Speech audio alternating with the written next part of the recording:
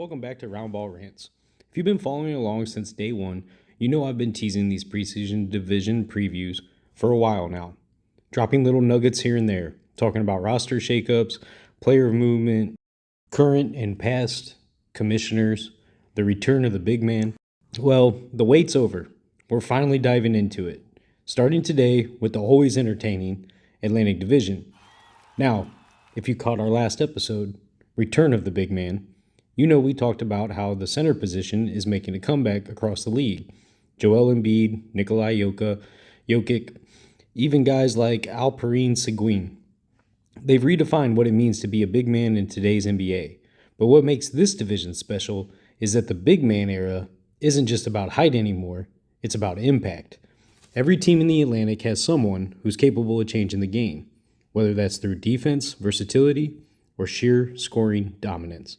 For the next half hour or so, we're going team by team from worst to first based on last season's standings, breaking down each roster, their offseason move, key injuries or absences, and what I think their season might look like once the ball goes up. And just like always, we'll be mixing in some call-in prompts because this isn't a one-way conversation. I want your takes, your predictions, and even your hot ones. So here's the number, 216-452-8813. That's 216-452-8813. Please, don't be shy. The Atlantic Division is stacked with storylines this year, from how Philadelphia rebounds after a disappointing finish to whether the Knicks can turn that Mikal Bridges trade into a legit title push, and if Boston's depth can hold up after losing some key contributors. There's drama, there's promise, and there's that sense that the East might once again run through this division. All right, you've waited long enough. Let's tip things off in the city of brotherly love with the Philadelphia 76ers, a team that's been living in that space between contender and chaos for far too long. The question this year, can they finally make the leap? All right, Philly fans, let's talk about your team. Last season, not good. The 76ers finished 24-58, one of the lowest marks in the Eastern Conference. Injuries, roster instability, and that ongoing Embiid question mark kept this team from being competitive. And by the end, it felt like a rebuild had quietly started under our noses. Now heading into 25 and 26, Philly is positioned for a bounce-back season. The 42-40 projection I have here isn't wild optimism, it's realistic. Embiid, if healthy, remains one of the most dominant centers in the game. Tyrese Maxey is continuing his ascension as an all-star level guard, and the roster now has depth that it didn't last year. Off-season moves were key. Philly added Paul George, giving them a legitimate two-way wing who can score, defend, and create space. Caleb Martin brings energy and playoff experience. Eric Gordon adds veteran shooting, and Andre Drummond gives them a reliable backup at center. The pieces are there. It's about health and cohesion. Injuries remain a concern. Embiid's knee history is never far from anyone's mind. And George isn't exactly injury-proof either. But if both are available for the majority of the season, Philly can compete in the playoff picture, even if they're not topping the Atlantic this year, which is reserved for New York in the current consensus. Nick Nurse, in his second year, finally has the kind of roster he likes. Versatile defenders, shooters, and guys who can switch positions. Expect creative defenses, more zone coverage, and smarter rotations than last season. The storyline to watch, the Embiid window. He's 31, still elite, but this could be the last few years where he carries a team to a serious playoff run. Tyrese Maxey continues to rise as the engine, and if he can take another step, Philly becomes dangerous in a hurry. So here's the big question for you, Philly fans. What do you think? Can this group finally put it all together? Or are we looking at another frustrating middle-of-the-pack year in the Atlantic Division? Call in 216-452-8813 and let me hear it. The Sixers won't top the Atlantic this season, but a 42-40 record puts them in the mix for the play-in or lower playoff seed. Keep your eyes on Embiid's health and Maxey's development. That's the key to whether Philly surprises or just stabilizes. Next up, the Brooklyn Nets. Last season was rough. The team finished 26-56, near the bottom of the East. Injuries, inconsistency, and a lack of cohesion kept them from making any noise, and it became clear that Brooklyn was in a transitional phase. This year, that rebuild continues, but there are bright spots. Nick Claxton remains the defensive anchor, rim protection, length, and versatility that this young roster needs. Cam Thomas is the scorer that can go off for 30 on any given night, but the question is consistency. Can he lead this team in the next step of its development? The Nets' young wings, including Dariq Whitehead and Noah Clowney, are the players to watch. If either can take that next step, Brooklyn's timeline accelerates. Joe Harris and Jeremiah Robinson Earl bring veteran stability and spacing, helping the roster find balance as it develops. In terms of injuries, Brooklyn doesn't have the wild unpredictability of Philly, but the challenge here is building your identity. Can this young group buy into the system, play defense, and find reliable offensive nights? That's the real question. Projection-wise, I've got the Nets at 33-49, placing them fourth in the Atlantic Division and likely around the 11th or 12th seed in the Eastern Conference. This isn't a playoff team yet, but there's growth potential.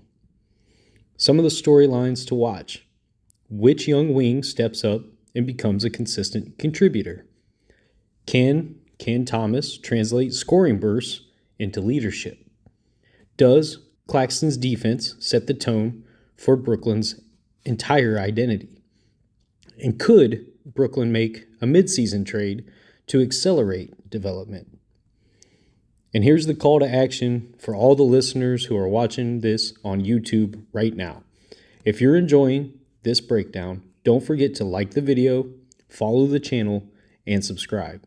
Your support helps keep these deep dives coming, and you'll be the first to hear when we drop the next team preview or full division update. Brooklyn may be in rebuild mode, but there's a lot to watch this season. Young players growing, veterans guiding them, and the occasional breakout game that could hint at a bright future. Keep your eyes on the Nets, because while they're not competing for the division, they're laying the foundation for what could be a very interesting team in the years to come. All right, let's talk about the Toronto Raptors. Coming off a tough 29-53 season, this team is very much in a transitional phase. The focus now is on development and building for the future. And there's reason to watch some of the young pieces take meaningful steps forward this year.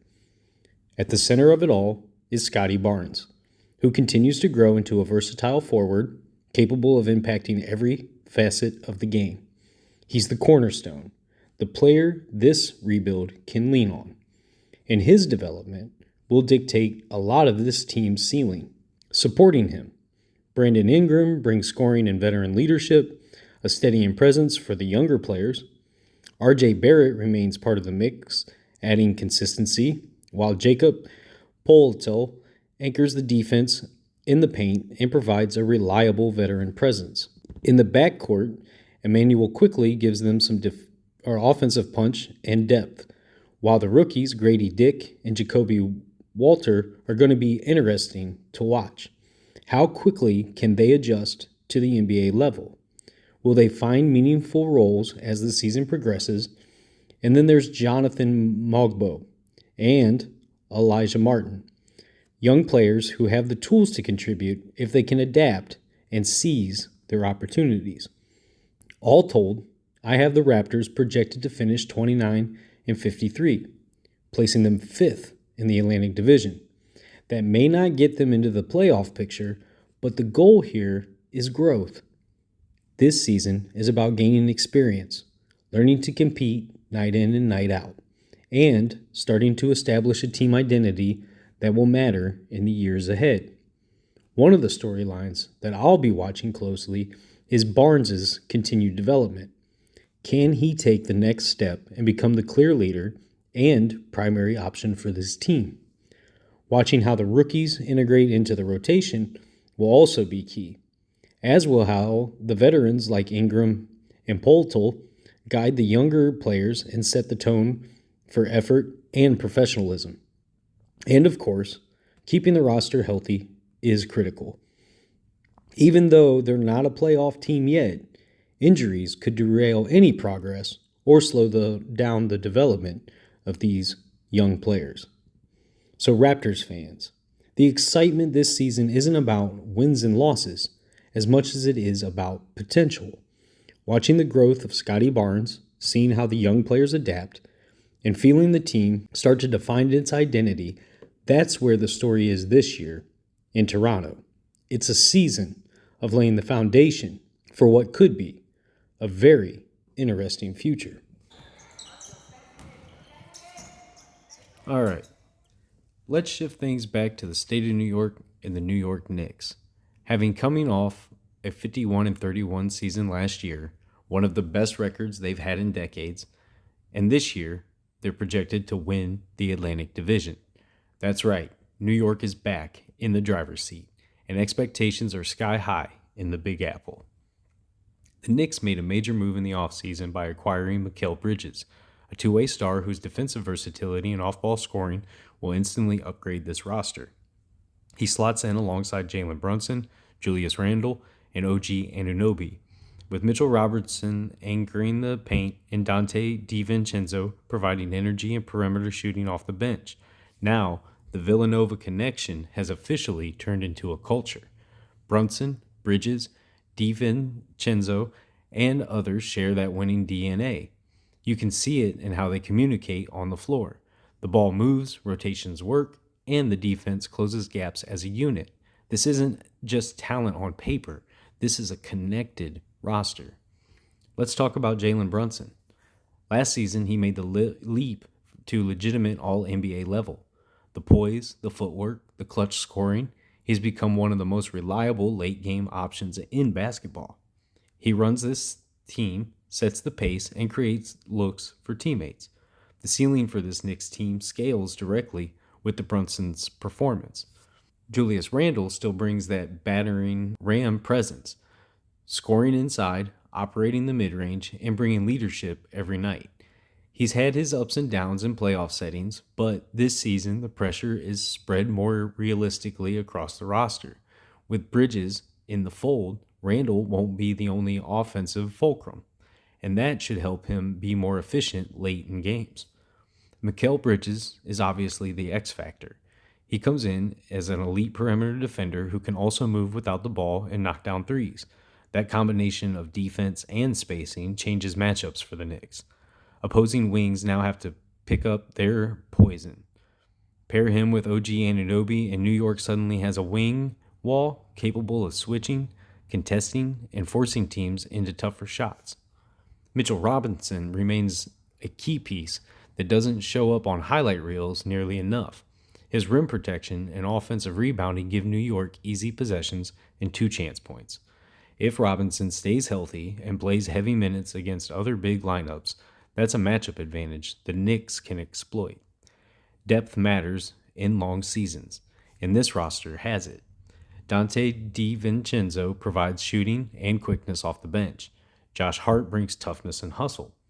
Young bigs like Jericho Sims and developmental pieces will get minutes in blowouts and in matchups where the Knicks want a different look. That balance of established role players and high-end starters is a major reason the projection here is strong. In terms of injuries and availability, the Knicks enter the season in good shape. Randall's shoulder is reportedly healed. Brunson worked through the summer looking sharp, and there are no looming long-term red flags. That said, minute management becomes crucial. Tom Thibodeau has a reputation for heavy usage, but the team has also shown signs of smarter load planning, keeping players fresh for April and May. If Thibodeau can maintain their balance, the Knicks' postseason chances improve substantially. As for the number on the board, with this talent and depth, a 54-28 regular season projection fits. That record puts New York at the top of the Atlantic, owning favorable seeding and potential home court advantage in early playoff rounds. It's not just one-off projection, it's reflective of roster upgrades, defensive upgrades, and a coaching staff that's trying to maximize the group's strength. The narrative to watch this season is chemistry and role clarity. How quickly do Bridges and Anunoby integrate defensively and offensively? How will Brunson and Randall share late-game responsibilities? Who takes that last shot? Will the bench unit sustain leads and give starters needed rest without the team losing momentum? Those micro questions will drive the macro outcome. Defensively, this unit can be elite. Bridges, Anunoby, and Robinson form a rim-to-wing slate that can switch and protect inside simultaneously. If that defense clicks consistently, it changes the Knicks from a one-dimensional scoring team into a two-way juggernaut that's difficult to solve in a 7-game series. Every contender has potential pitfalls. For the Knicks, it's shooting variance from the bench and durability concerns for the key players. When threes aren't falling, can they manufacture enough half-court offense outside of Brunson? Will Randall stay healthy enough through the grind? Legitimate questions, but compared to past Knicks iterations, this team feels built to absorb those shocks. If health holds and chemistry develops quickly, the Knicks don't just win the Atlantic, they earn the right to be spoken of as genuine Eastern Conference title contenders. This is not a speculative top. It's a roster assembled with balance, defense, and depth in mind. New York basketball is relevant again. The Garden is electric. Expectations are high, and this might finally be the year the Knicks capitalize, and the Empire strikes back.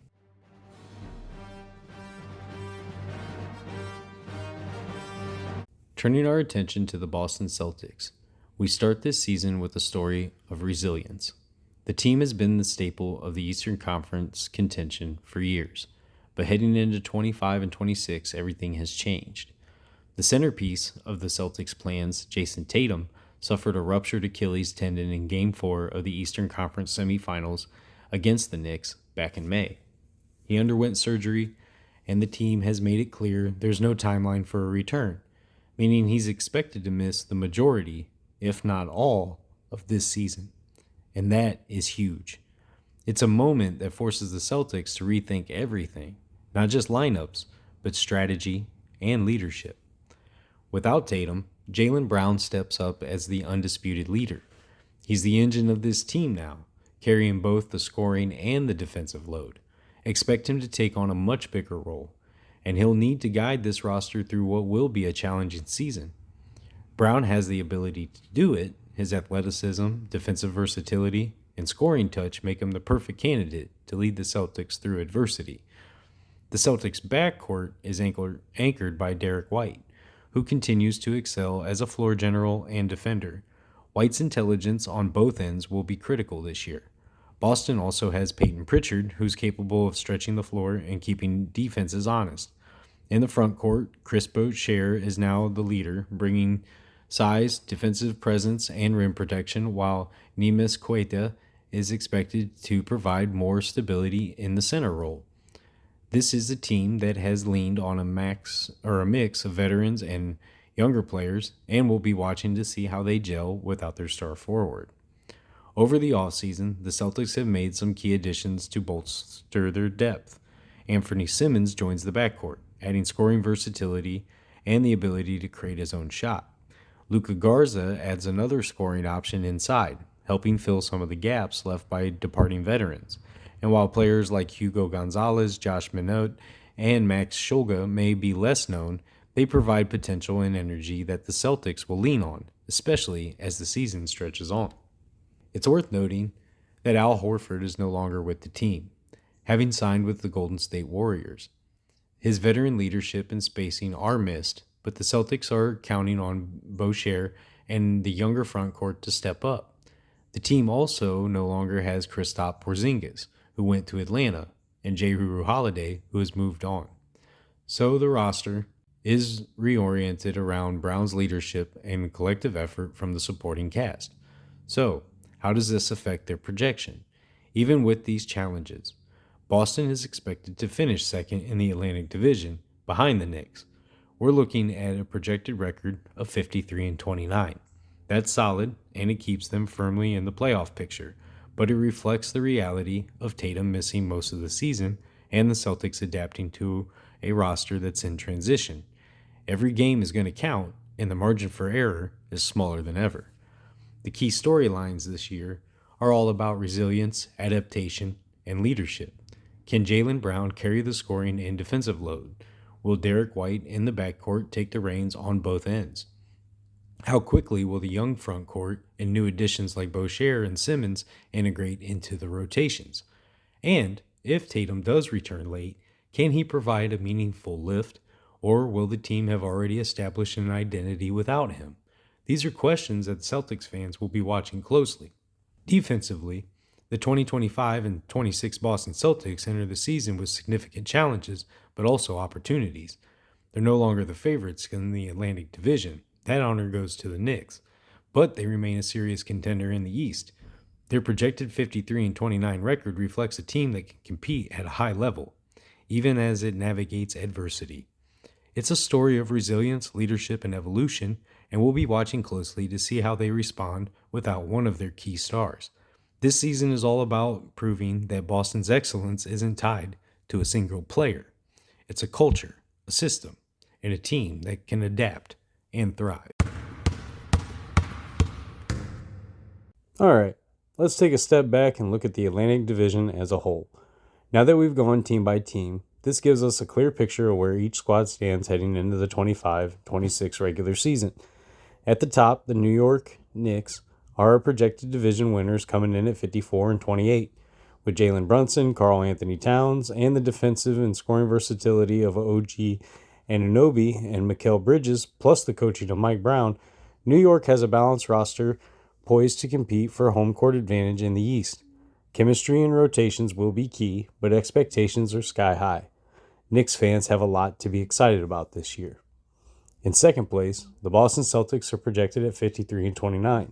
Even with Jayson Tatum sidelined for most of the season due to his Achilles injury, Jaylen Brown steps into the leadership role, supported by Derek White, Peyton Pritchard, and Anthony Simmons.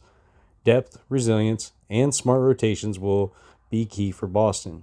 And if Tatum returns mid-season, this team could really assert itself as a contender in the East.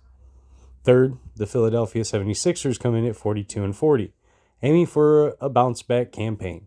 Joel Embiid and Tyrese Maxey, along with Paul George, give them star power and experience. Their success will hinge on health and consistent performance from the supporting cast. Philly fans can hope for a play-in spot or even a surprise playoff run if things click. Fourth, the Brooklyn Nets are projected at 33-49, anchored by Nick Claxton and Cam Thomas, with rookies like Igor Demon and Nolan Trehor gaining experience. This season is about development and establishing identity. They're not playoff bound, but there's plenty of potential growth to follow. Rounding out the division, the Toronto Raptors sit at 29-53. Scottie Barnes remains a cornerstone, with Brandon Ingram providing scoring and leadership. Young players like Grady Dick and Jacoby Walter will gain valuable experience this season. While they're not in contention, the development gained now could pay dividends in the future. So that's our Atlantic Division outlook in one snapshot. Knicks at the top, Boston close behind, Philly stabilizing, and Brooklyn and Toronto building for the future. Each team has storylines worth following, from Tatum's recovery to Barnes' growth, from Bridges' integration in New York to young Nets wings making their mark. And if you're watching on YouTube, don't forget to like, follow, and subscribe. Drop a comment and let us know which team or storyline you're most excited about, because your support keeps the show going and brings more NBA insights your way. This recap sets up perfectly for the Eastern Conference outlook, where we'll see how the Atlantic stacks up against the Central and the Southeast divisions, and how these predictions could shape the playoff picture. And remember, folks, as always, it's not just basketball, it's therapy with a bounce.